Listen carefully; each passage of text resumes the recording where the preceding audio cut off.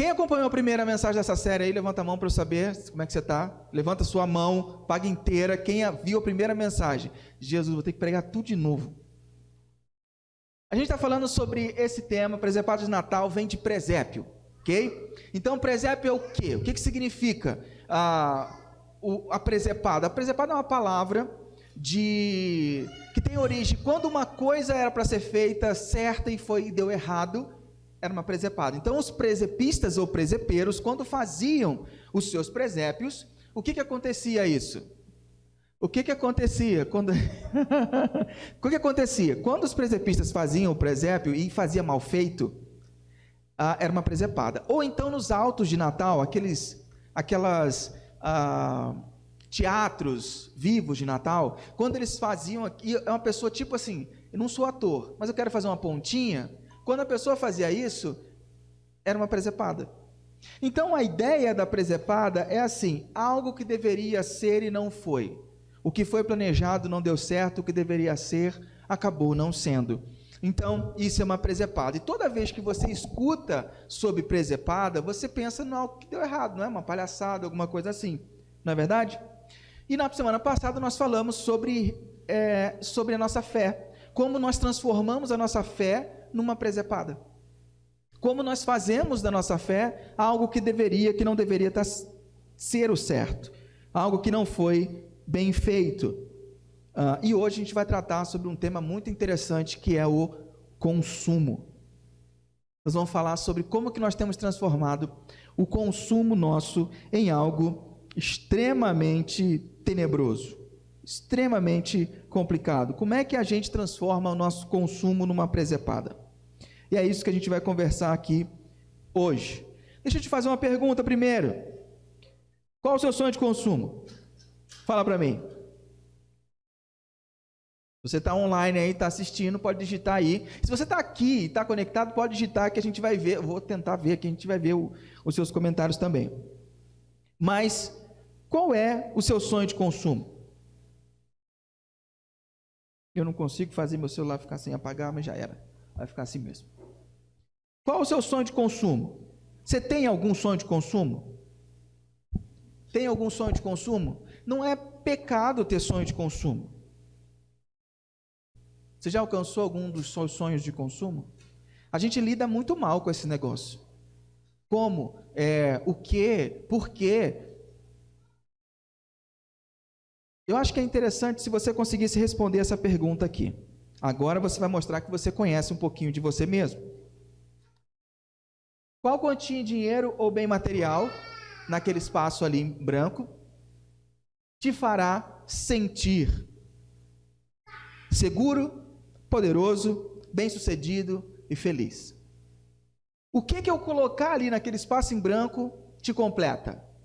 Qual quantia de dinheiro você acha assim? Cara, com isso aqui nos investimentos, na poupança, meu irmão, relaxa.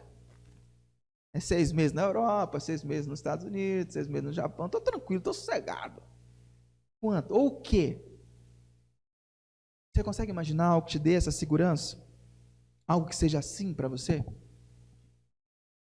Eu acho que isso vale a pena a gente refletir, porque saber isso revela muito sobre nós.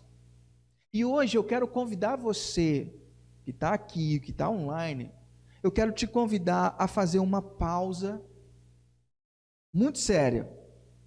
Uma pausa para auto-honestidade. Quero que você olhe, nesse tempo que a gente vai estar aqui, nessa próxima meia horinha aqui, quero que você olhe profundamente para dentro de você e seja honesto consigo mesmo, com respeito ao seu consumo. E a gente vai falar muito sobre isso aqui, tá bom? E eu espero conseguir te orientar um pouco sobre essa questão de como Jesus pensa a questão do consumo. Então, Natal para a gente tem sido um tempo de rever quem somos e principalmente rever quem Jesus é. Para isso, para começar essa reflexão, eu peguei uma frase do Greenpeace, que postou antes da Black Friday de 2017, uma frase que diz: você não precisa de desconto, você precisa repensar o seu consumo. Forte ou não? Faz sentido ou não? Presta bem atenção no que ele está falando. Você não precisa de desconto. O que você precisa é repensar o seu consumo. A nossa relação com o consumo, talvez você não esteja conseguindo entender muito bem ainda o que é o consumo na sua vida. Nós vivemos numa sociedade de consumo. Tudo você consome, você compra. Mas não é simplesmente uma compra comum que a gente está falando. Mas a nossa sociedade não foi sempre assim, em que você sai e você tem que comprar, em que você vai para algum lugar e você tem que gastar. Tem famílias aqui que não conseguem sair de casa para fazer um lanche sem gastar menos de R$200. Mentira ou verdade? Se for sair todo mundo da sua casa, se for sair você e aqueles presentinhos que você não pode largar, que tem que ir junto com você, às vezes você gasta R$200, R$300. É muito complicado, é difícil. Eu lembro do tempo em que você, com R$10, você ia no cinema, no Iguatemi, e ainda comprava um lanche do McDonald's. Você lembra disso, meu irmão? Você lembra disso? É complicado. Eu sou da época. Eu lembro, gente, plano real para mim faz muito sentido, porque eu trabalhava na época já, em 94. E aí, foi a Copa do Mundo. E foi a primeira Copa do Mundo que eu acompanhei assim, de verdade.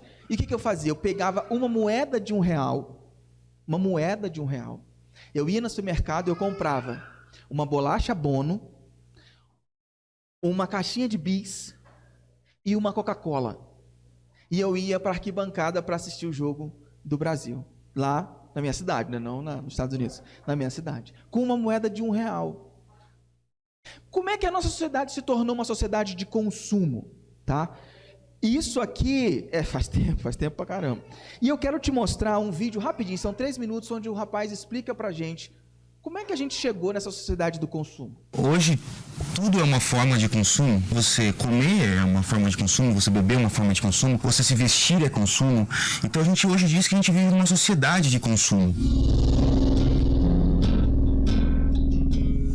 A gente sempre remonta a sociedade de consumo à perspectiva da Revolução Industrial.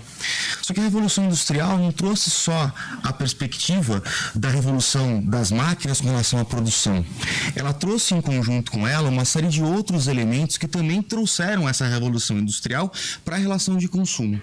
Então, um desses pontos foi o transporte em massa, né? Nem tudo aquilo que era produzido, né, naquela região, naquela fábrica, podia ser consumido na comunidade local. Então, era preciso poder transportar, na verdade, esses produtos para outras regiões do país ou mesmo do mundo. Então, junto com a produção em massa, surge o transporte em massa.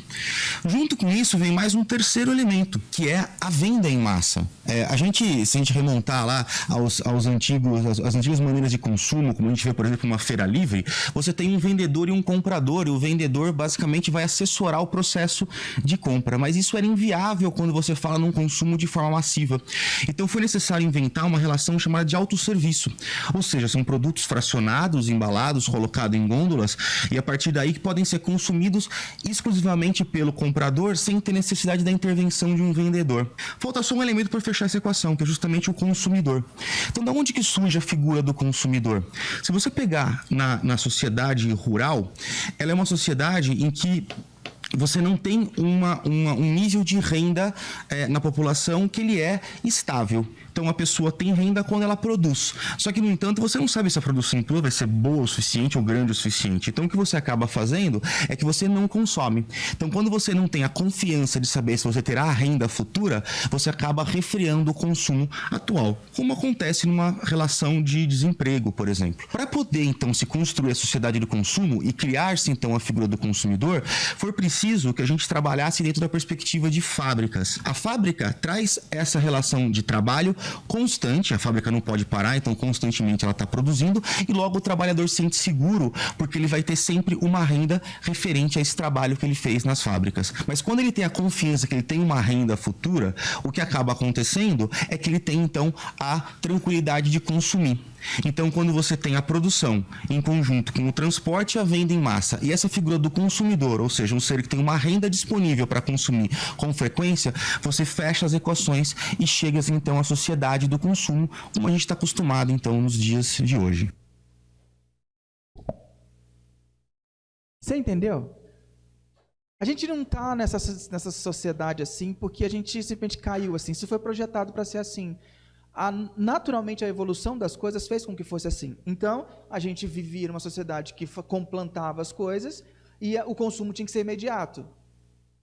A coisa foi melhorando, foi mudando, Criaram-se, então, para eu conseguir produzir mais, criou-se o meio de transporte em massa.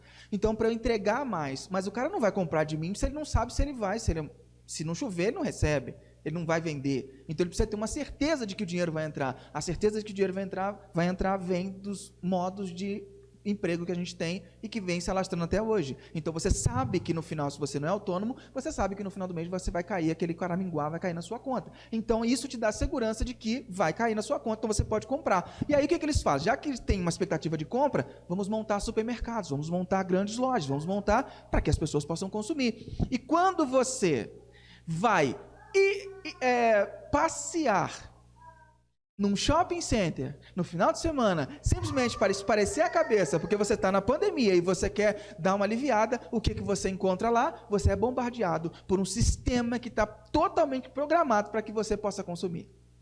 Ele está programado para tirar você da sua zona de conforto e tirar o rico dinheirinho do seu bolso para dar para a loja. Nada injusto, ok? Nada ilegal, está tudo certo. É o trabalho deles. Agora, a grande questão é que você está a cavaleiro nessa história, porque você está vulnerável. E eu vou mostrar isso para você, como que você está vulnerável nesse processo. A lógica, então, é a seguinte: desejo satisfeito não tem consumo. Se você está satisfeito com o que você tem, você não compra. Então, o que naturalmente eles têm que fazer? Despertar desejo em você. Despertar desejo para que você queira algo que você não tem. Para que você queira sempre algo mais. Essa é a indústria, é isso que funciona. É assim que quando você passa, você olha um carro, quando você só para você ter uma ideia, eu participo de um grupo no Facebook sobre carros híbridos. E sempre tem uma dúvida constante das pessoas, e o cara responde de uma maneira fantástica. As pessoas perguntam assim, mas o carro híbrido, no caso o Ford Fusion, a bateria tem garantia de 8 anos. Depois que acaba, é perigoso? O cara que é o administrador do grupo sempre responde assim: querido, é a garantia. A bateria dura a vida do carro. Você, por acaso, quando os 3 anos de garantia do seu carro zero acaba, você joga o carro fora? Óbvio que não. O que ele está mostrando para as pessoas? Fala assim, vocês estão com uma cabeça em que vocês têm que tanto trocar as coisas que você não consegue raciocinar. Por que os celulares agora são lançados de acordo com um ano? Já reparou isso? As marcas top de celular lançam de acordo com o ano. 2020, S20. 2021, S21. O iPhone, o MacBook já é assim faz anos. Você compra MacBook como se fosse carro. Se você vai no eBay ou vai em algum lugar, você compra, eu quero um MacBook 2014. Eu quero um MacBook 2015. Por quê? Porque eles estão sempre desenvolvendo o desejo em você. Tem um vídeo que não dá para passar agora, mas mostra uma competição entre as grandes fábricas do mundo. Como que eles conseguiriam fazer o produto que te agradasse e que em 6 meses ele quebrasse ou era destruído, para que você pudesse comprar outro. Tinha uma competição entre as grandes fábricas do mundo sobre isso. E isso não é videozinho de teoria da conspiração do YouTube, não. Isso eu aprendi na faculdade, ok? Na faculdade de administração. Tinha uma moto feita no Brasil que ela parou de ser fabricada. Eu não lembro a marca dela, mas era uma CG na época, CG. Era uma moto que ela não quebrava. E todo mundo queria comprar essa moto. O que a marca fez? Parou de fazer a moto. A moto não quebrava. Isso nos anos 90, a moto não parou de ser feita. Porque simplesmente ela não quebrava. A sociedade está toda moldada para arrancar e para despertar desejo em você. O James Bryan Smith fala algo muito interessante. Ele fala: muitos de nós não compram coisas atualmente por mera necessidade delas, mas em razão das promessas que a sua propaganda faz. Sabe você quando vê aquela... Como é que é o nome daquela ruiva? Que tem um cabelão, que faz propaganda de shampoo. Tá vendo? Tá vendo? E você compra, achando que você passar aquilo, o teu cabelo vai ficar igual. Imagina se eu... moleque. E a gente compra, muitas vezes a gente compra pautado no que eles estão oferecendo, no que você acha que você vai se sentir quando você compra. Aí você, bonitão, vai falar assim: eu não sou assim, eu sou consciente, eu não faço esse tipo de coisa. Não faz não? Esse livro aqui, depois se você tiver interesse, você procura Biology, ou então em português é a lógica do consumo. O Martin Lindstrom, ele fala assim, 90% do comportamento de compra é inconsciente. 90% das vezes que você compra alguma coisa é inconsciente. Por que você acha que no supermercado as coisas que você pode, chocolatinho, pilha, aquelas coisinhas, fica tudo perto do caixa? Porque você está a uma mão de distância de... E põe no carrinho, põe na cestinha e leva. Você já viu que a desgraça do Five Star fica sempre ali? Você já comeu Five Star? Se você não comeu, não come. É um chocolate. Não come aquele negócio. Porque se você comer aquilo, você vai ser ruim. Você vai querer comer de novo. Não come. E ele sempre fica ali à espreita. Parece que ele está com 2 olhinhos te olhando quando você passa ali no caixa. E ele fica te olhando, ele fica te olhando. E parece que quando você não está olhando, ele fica fazendo assim. Aí você olha, ele esconde a mão. E aí você viu ele, mas você não o quer. Aí você vira e fala, não estou te vendo. Ele fica assim, ó. Aí não dá, e você acaba pegando o negócio. É tudo feito de forma estratégica. Por quê? Porque eles sabem que a maioria das suas vezes que você compra alguma coisa é inconsciente. Você não raciocina para tal. E sabe outra coisa que é interessante também? Que quem influencia a compra de uma família? Criança. Gente, eu fiquei horrorizado. Tem um congresso, e tem um documento em PDF desse congresso, eu tenho, em que eles ensinam como que você deve transformar as crianças em consumidoras. Depois eu vou mandar no grupo do WhatsApp esse PDF para você ler. É estarrecedor. E as crianças tomam conta de mais de 80% das decisões de compra da casa das pessoas. Não crê? Olha lá. Olha que interessante. 83%, consumo infantil. A maioria dos produtos consumidos por uma família são escolhidos pelas crianças. E como? 83% são influenciados pela publicidade, 72% por produtos associados a personagens famosos, 42% por influência dos amigos, 38% por produtos que oferecem brindes e jogos e 35% por embalagens coloridas e atrativas. Claro, você somar isso tudo, a conta não fecha, porque ele não está fazendo ele não fez uma acumulação para te dar 100%. Ele disse dos fatores que influenciam. E o maior fator que influencia, publicidade. Não é esposa, publicidade. Eu não sei se eu trouxe aqui, mas há uma conta de quanto tempo as crianças passam em frente das telas. Porque tem um estudo na psicologia que de 0 a 6 anos é que é a formação da mente da criança. E eles estão se especializando para pegar a criança nesse período, porque ela se transformar uma criança num consumidor nesse período, ela vai virar um adulto tentando lidar com isso ao longo da vida.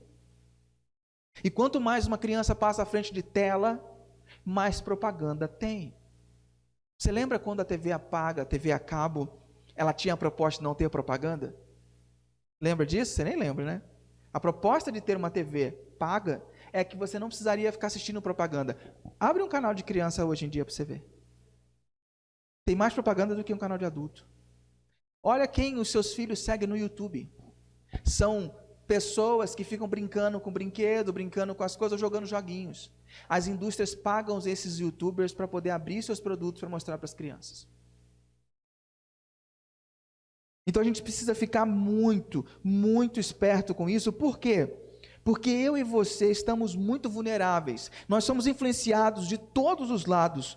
Todos querem estimular o nosso consumo e das formas mais vis possíveis. Você quer ver uma sacada genial? Uma sacada genial. Papai Noel.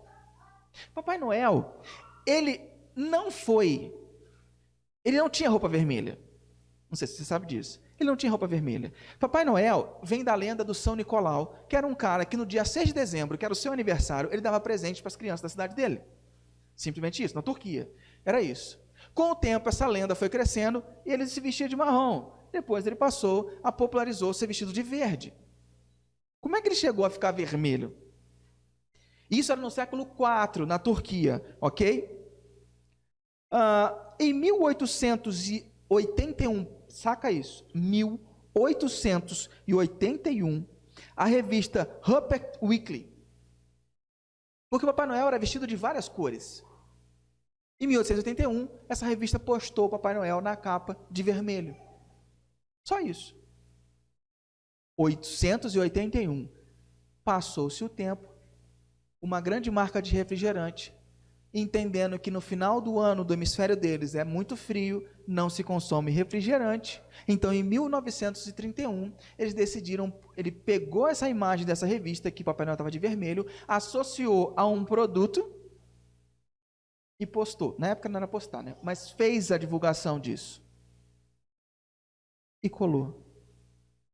Papai Noel hoje, fora no Rio Grande do Sul e em Parintins, Papai Noel é vermelho em tudo quanto é lugar do mundo.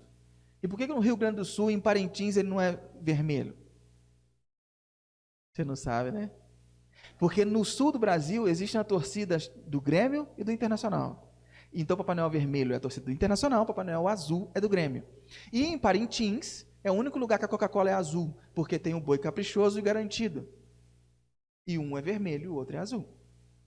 Então lá você tem a latinha de Coca-Cola, nessa época ela é feita azul. Até o Papai Noel é um fruto foi fruto, Papai Noel vermelhinho, bonitinho, bochecha rosadinha, olha só, que coisinha mais fofa, dá vontade de morder. Olha a diferença. Até isso foi uma produção para quê? Para te fazer estimular você a consumir. Porque eu não sei se você entende está entendendo o que eu estou falando. As pessoas são treinadas.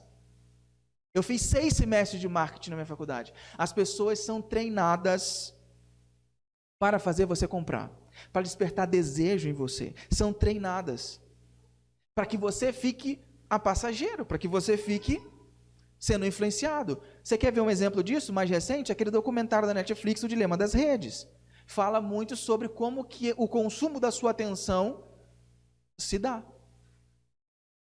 Como que eles manipulam isso. E o objetivo deles é simplesmente manipular 2 coisas em você. Se ele conseguir manipular isso em você, acabou, você está fisgado. Ele quer manipular o seu medo e quer manipular o seu desejo. Se eles conseguirem manipular o seu medo e conseguirem manipular o seu desejo, acabou. Por que você compra Centrum? Já viu? Polivitamínico, Centrum, não sei o que lá. Aí era para ser um polivitamínico. Aí aparece na imagem 30, 10 lá, tudo em sequência. Um é para vitamina mais, outro é para quê? É para homem, outro é para mulher, outro é para não sei o que lá. Tudo tem uma segmentação. Por quê? Porque você tem medo de ficar velho todo caído. Você tem medo de ter deficiência de vitamina. Então, melhor você tomar Centrum, tá? É o medo. Eles trabalham o medo e o desejo. Porque 47,7% das pessoas no Brasil compram para se sentir bem. Desejo. 3 em cada 10 brasileiros afirmam comprar melhora o humor. Aqui nessa sala, se levantar a mão para quem acredita que comprar melhora o humor. Fala sério quando você volta com a sacola para casa. Gente, melhora, fala sério. Melhora o humor. O que é isso? Você ralou o ano inteiro, aí você chega no final do ano, você quer comprar aquele negocinho que você fala, aquela bicicleta, né? Você melhora o humor, fala sério, vamos ser honestos, melhora o humor. Porque tem 2 forças motrizes aí, caminhando, como flechas para o nosso coração. A primeira, nós acreditamos que o que compramos nos tornará mais felizes e bem-sucedidos na vida. Eu conheço pessoas que gastavam horrores, não vou nem apontar nem falar horrores em compras, porque se sentia bem. Não é verdade? É verdade. Tem gente que compra roupa e dá sem nunca ter usado. Você tem uma roupa dessa aí em casa? Você tem uma dessa? Que você compra e nunca usou, e aí você dá. Então, a primeira força motriz é essa. A gente compra para se sentir bem, porque a gente acha que que o que a gente está comprando vai tornar a gente bem-sucedido e feliz na vida. E a segunda coisa é o medo. É o medo de não termos valor se a gente não tiver aquilo, se a gente não comprar aquilo. Nós queremos nos afirmar. Então nós precisamos gastar para nos afirmar. E o contrário é verdadeiro. São 2 faces da mesma moeda. Tem o cara que é pão duro. Tem aquela menina que é pão dura, que não consegue gastar e investir um tempo na família, porque ele tem medo do futuro, tem medo do que vai ser, tem medo quando fechar a fatura do cartão, tem medo do final do mês, então ele segura tudo, vira sovina, segura tudo, não tem a capacidade de promover um tempo bom com a família. Por quê? Porque está com medo do futuro. Por isso, lembra da minha fala aqui sobre o dízimo? O dízimo, ele exercita a sua segurança, porque a sua segurança não está no que você recebe, sim está em Deus. E aí você se torna avarento. Então o avarento e o pródigo, o avarento e o gastador é a mesma coisa, são influenciados pelo mesmo veneno, são dominados pelo dinheiro ou pela falta dele. Então não pense que se você é um poupador nato, você está livre dessa pegada, porque você não está. A grande realidade é que coisas não trazem felicidade para nós. E é difícil a gente entender isso, mas coisas não trazem felicidade. O consumo desenfreado, que é o que a gente está chamando de consumismo, que é simplesmente você consumir para ter alegria, está ligado a uma série de comportamentos danosos. Por exemplo, olha só, o que isso está relacionado? A vanglória. O que é a vanglória? A necessidade de impressionar as pessoas. Quando você compra, não, eu preciso comprar aquela roupa para ir naquela festa. Você quer impressionar as pessoas. E aí você é mordido pelo bichinho da vanglória. E aí depois você é mordido pelo bichinho da ambição. Porque o que é ambição? É querer mais do que necessário. Quando você sabe que não precisa, mas é tão bonitinho. Você sabe que não precisa. Ah, mas cara, vai ficar tão legal lá em casa. É mais do que você precisa. Aí você é mordido pela ambição. E aí você é mordido pela avareza. O que é a avareza? Desejo excessivo por dinheiro e bens materiais. Ou seja, a avareza é a ambição por dinheiro e bens. Então, tanto o sovino, o pão duro, quanto o gastador estão sob o mesmo domínio da avareza. Dinheiro economizado ou gasto não torna uma pessoa feliz. É fato que as coisas materiais trazem uma sensação de alegria e felicidade, isso é fato. Qual foi o melhor presente de Natal que você já ganhou na vida? Lembra aí? Qual foi? Você consegue lembrar? Não precisa falar qual que é. Levanta a mão se você consegue lembrar do melhor presente de Natal, de aniversário que você ganhou na vida. Só se você consegue lembrar qual foi. Levanta a mão. Legal. Cara, eu lembro de um turbo game. Você não sabe o que é isso. Você não faz ideia do que é isso. Eu vivi numa cidade muito pobre, no interior do Rio de Janeiro. Minha mãe dava duro pra caramba pra gente. Nessa época ela já era separada, trabalhava em 300 mil empregos, lavava roupa para fora, cozinhava, fazia dos cambal para poder manter nós, os 3 filhos. E eu me lembro ela sempre ia no Rio, na casa da minha tia, no Rio de Janeiro, ela fazia compras de final de ano, essas coisas, e voltava para casa. E eu me lembro que no final de ano, num dia extremamente chuvoso, eu tinha me dado bem na escola, eu acho, e eu esperando a mãe chegar. Deu 7 horas da noite, nada, chovendo, eu sozinho em casa, 8 horas da noite, nada, 9 horas da noite, chovendo. A minha mãe chega em casa, ela tinha que ir de ônibus, pegar trem, que a gente ia para Madureira, era Madureira, a casa da minha tia, então ela tinha que pegar o trem, depois pegar o ônibus, subir a serra e tal, e ela com uma caixa mais ou menos desse tamanho assim, sem brincadeira. Mas pensa, olha o meu tamanho, tá? Então a caixa desse tamanho é proporcional ao tamanho que eu tinha na época, tá? Caixa mais ou menos desse tamanho para mim na época. Eu olhei para aquilo, chovendo com medo, minha mãe não tinha chegado em casa, estava sozinho, que eu me lembro, eu estava sozinho em casa, minha mãe chegou, e chegou com essa caixa enorme. Cara, a minha mãe sempre foi espetacular nesse ponto, ela sempre, até demais da conta, ela sempre se desdobrava para dar algo para a gente. E quando ela chegou com aquela caixa, ela apresentou, eu tenho que tomar cuidado, senão eu vou começar a chorar aqui. Ela chegou e apresentou, falou assim, tá aqui, numa sacola, se não me engano, do Ponto Frio, uma sacola gigantesca. Eu falei, o que é isso, mãe? Tá aqui seu presente. Presente? Eu devorei aquela caixa, eu rasguei tudo. Quando eu vi, era um turbo game, cara. Você não tem noção do que era um turbo game. Você não tem noção do que é isso. Era um videogame, era acima do Atari e abaixo do Super Nintendo, pra você ter noção. Eu sei que você não sabe o que é Super Nintendo, depois você pode procurar se você quiser. Mas era um videogame, ninguém no meu bairro tinha. Cara, aquele controlinho meia-lua preto, brilhante, escrito Turbo Game em azul. Exatamente, cartucho do Phantom System, o cartucho pequenininho. Gente, aquele presente foi demais. Foi demais, me alegrou. É um presente. E eu fiquei feliz na vida. Então, presentes trazem alegria. Só que o problema é que quando a gente se torna adulto e a gente quer viver essa sensação de novo, isso se torna viciante. E isso vicia a gente. Então, você compra algo hoje, passa uma semana, aquilo já não satisfaz mais o vazio do interior. Você quer comprar outra coisa que preencha de novo, porque você quer o quê? Você quer aquela sensação.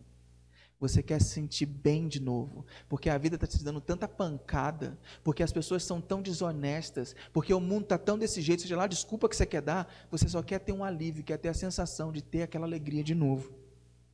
E isso se torna viciante. Para você ter uma ideia, deixa eu correr aqui que meu tempo está zoado.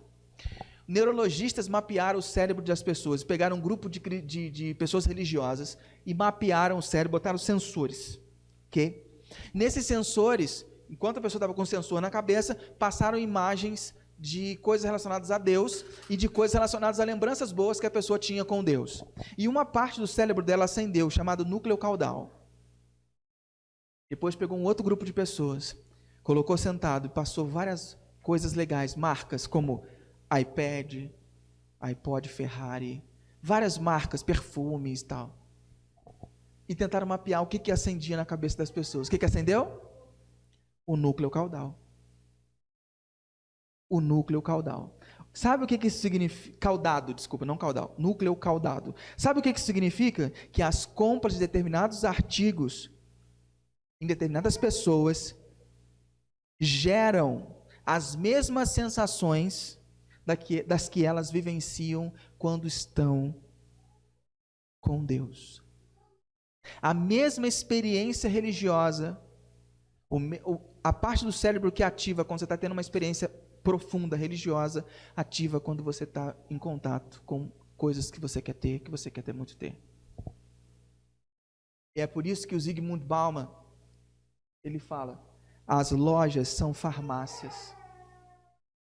As lojas são farmácias. Nós vivemos uma sociedade de consumo e precisamos de ter consumo consciente. Não é deixar de consumir, não é irmos para o meio do mato, mas ter consumo consciente. Mário Sérgio Cortella diz, sair é sinônimo de consumo. E como a gente aprende a fazer isso? Simples, Jesus fala em Mateus 6, 19, 21, não acumulem neste mundo tesouros que podem ser devorados por traças, corroídos pela ferrugem, ou pior, roubados. Prefiram um tesouro no céu, pois ali está a salvo das traças da ferrugem e dos ladrões. Não parece óbvio? Saibam que o lugar em que você mais deseja estar é perto do seu tesouro, e é lá que acabarão indo parar. O que Jesus está dizendo? Existem dois tipos de tesouros. Os terrenos, que são tudo aquilo que o ladrão pode roubar, que a traça pode corroer, a ferrugem pode destruir. E os tesouros espirituais são coisas relacionadas a Deus. E o que é isso? Por exemplo, pessoas. Pessoas são seres eternos. São seres espirituais. Ele está dizendo que você tem que tomar cuidado aonde você vai investir. Jesus está pontuando para nós que nós somos criados para apreciar coisas boas. Nossos olhos já saltam. Você já teve aquela sensação de você estar na loja, vai escolher um tênis, de repente você fala, aquele é bonito, sem olhar o preço. Aquele é bonito, de repente você olha o mais caro da vitrine. Você foi treinado para observar coisas boas. Isso é uma característica de Deus que colocou dentro de você. Você tem bom gosto. Você quer coisas boas. É normal você apreciar coisas boas. Só que Jesus está indicando que tipo de coisas vale a pena você apreciar. Tem coisas que vale a pena apreciar e tem coisas que não vale a pena. Ele está ajudando a gente a organizar as nossas prioridades. Porque a grande questão é, você vai ter posses ou vai ser possuído pelas posses? Percebe? Talvez o caminho, a solução para isso, caminhando para o final aqui, talvez a solução para isso seja a simplicidade. E simplicidade, o Richard Foster diz, simplicidade é uma realidade interna cujas consequências são externas, refletida no estilo de vida. É você ter um interior simples, você ter o seu coração simples, orientado por Jesus, isso reflete no seu exterior. Se a simplicidade está dentro de você, caramba, aqui. Se a simplicidade está dentro de você, você consegue extrapolar isso e colocar isso e organizar a sua vida a partir disso.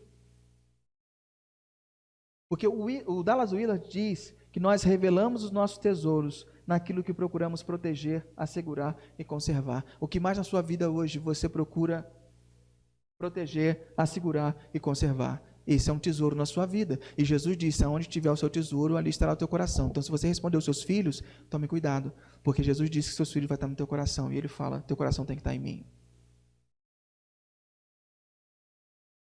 Aonde está o teu tesouro? Aonde estiver o seu tesouro, aí estará o teu coração. Ponha o seu tesouro aonde o ladrão não pode roubar, aonde a traça não vai corroer e a ferrugem não vai detonar você. Só que uma coisa que eu acho que é muito interessante, não confunda uma vida simples com pobreza. Pobreza não é a intenção, pobreza é feia. A pobreza é abominável por Jesus. Ah, mas Jesus fala no Sermão do Monte, bem-aventurados os pobres, aquilo. Não confunda, não tenha uma má interpretação do Sermão da Montanha. O Sermão da Montanha é até aquelas pessoas, os que choram, até os que são pobres, eles têm acesso ao reino. De nenhuma maneira Jesus está dizendo para você ser como aquelas pessoas. Tome cuidado com isso. Pobreza não é algo desejável por Deus. Nós precisamos pensar muito sobre isso. Pensar, eu realmente preciso disso que eu quero comprar? Por que eu preciso disso que eu quero comprar? Isso me trará alegria do reino ou mera felicidade temporária? Quanto de dinheiro eu gastarei nesse item que eu quero comprar, que poderia ser liberado para investir em tesouros celestiais? No fundo, no frigir dos ovos, nós precisamos assumir a responsabilidade de tomar decisões sábias sobre nossos recursos. Já passou da hora, querido e querida, de você tratar o seu dinheiro como algo espiritual. Dinheiro não é algo físico, não é algo que você põe na carteira, dinheiro é algo espiritual. E já passou da hora de você começar a tratar disso. O que é o consumismo, então? Guarda isso. O que é o consumismo? Consumismo é o ato de comprar o que você não precisa, com o dinheiro que você não tem, para impressionar pessoas que você não gosta, a fim de tentar ser uma pessoa que você não é. Vou repetir. Consumismo é o ato de comprar comprar o que você não precisa com o dinheiro que você não tem, para impressionar pessoas que você não gosta, a fim de tentar ser uma pessoa que você não é. Por isso Zygmunt Bauman vai dizer: vivemos em um mundo líquido que detesta tudo que é sólido e durável. Tudo que não se ajusta ao uso instantâneo nem permite que se ponha fim ao esforço. Estamos na era do homo consumens. O que caracteriza o consumismo não é acumular bens, mas usá-los e descartá-los em seguida, a fim de abrir espaço para outros bens e usos. A nossa geração deixou de contribuir, deixou de pagar preço, deixou de contribuir, de participar para consumir. Somos uma geração que consome, que não se sacrifica mais, não se compromete, não contribui com as causas. Nós queremos apenas consumir. Os nossos pais se importavam muito em ter um bem durável, uma casa, propriedades, queria deixar para os filhos. A pressão dos nossos pais era sobre isso, deixar algo construído e durável. A pressão da geração de hoje, da nossa geração de 80 para cá, por exemplo, a nossa pressão é de se parecer a alguém. Nós sofremos a pressão de parecer, não de ser. A frase que talvez exemplifica essa geração é: compro, logo existo. Se eu não compro, eu não existo. Você não tem a roupa da marca, você não tem o celular do ano, você não tem a mochila, pá, você não tem isso. Eu estou desatualizado. Né? Nós aprendemos a consumir tudo ao nosso redor. Tem pessoas que já nos deixaram a nossa comunidade para a gente não ter um local agradável, não ter um ar-condicionado, não ter aula para as crianças. Perdemos várias pessoas assim. Que Deus os abençoe. Mas nós transformamos isso para um consumo religioso. Frei Beto dizia, nós vivemos uma sociedade que nos desperta desejos não necessários.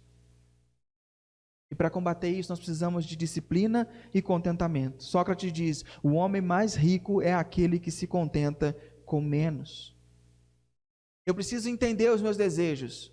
Quais são os meus desejos? Eu consigo perceber a diferença do meu desejo, da minha necessidade? É desejo ou é necessidade? Eu consigo dizer sim e dizer não conscientemente? Ou sou picado por aquela mosquinha? Mas eu preciso. Seu armário está bom, sua cama está boa, mas eu preciso trocar, já faz 5 anos. Precisa mesmo? É desejo ou é necessidade? E outra coisa, como é que eu lido com a limitação de não poder comprar? Isso me entristece, isso me corrói, eu não posso, meu orçamento é limitado, eu não posso, eu não tenho, me machuca. Eu preciso também ser honesto quanto a isso. E rever, porque isso revela a nossa estrutura emocional. Quando você está de frente com não posso dar para o meu filho, não posso dar para minha filha, não posso comprar, não posso adquirir, revela a sua estrutura emocional. Então, nós precisamos agir com disciplina. Bill Hybels fala, disciplina é retardar a autossatisfação. Retardar a autossatisfação. Nós precisamos tomar o controle da nossa vida. Na verdade, deixar Jesus tomar o controle. Porque nós estamos extremamente vulneráveis. Os desejos revelam nossas prioridades e valores. A disciplina ajuda a centrar a gente. A Bíblia vai mostrar para a gente que nós temos um coração corrompido. Que nós somos pecadores. E que se der mole, a gente cai no consumismo. A Bíblia diz que se você não der bobeira, se você der bobeira, você vai querer dar vazão a todos os seus desejos e comprar e consumir tudo o que você pode imaginar.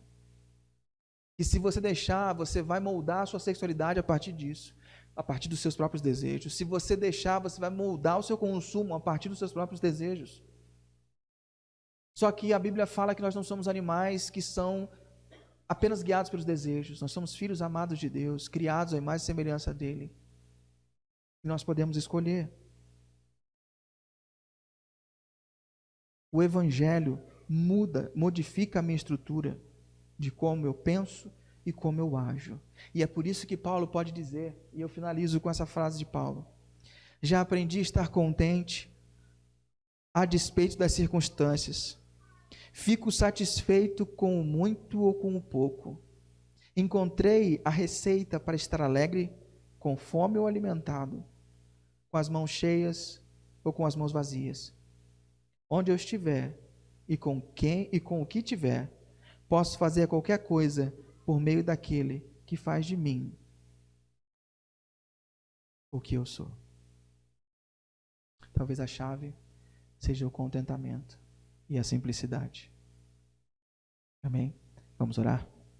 Pai querido, em nome de Jesus, eu quero pedir que o Senhor possa modelar essa palavra no nosso coração, segundo a Tua vontade, e que só fique no nosso coração aquilo que o Senhor quiser.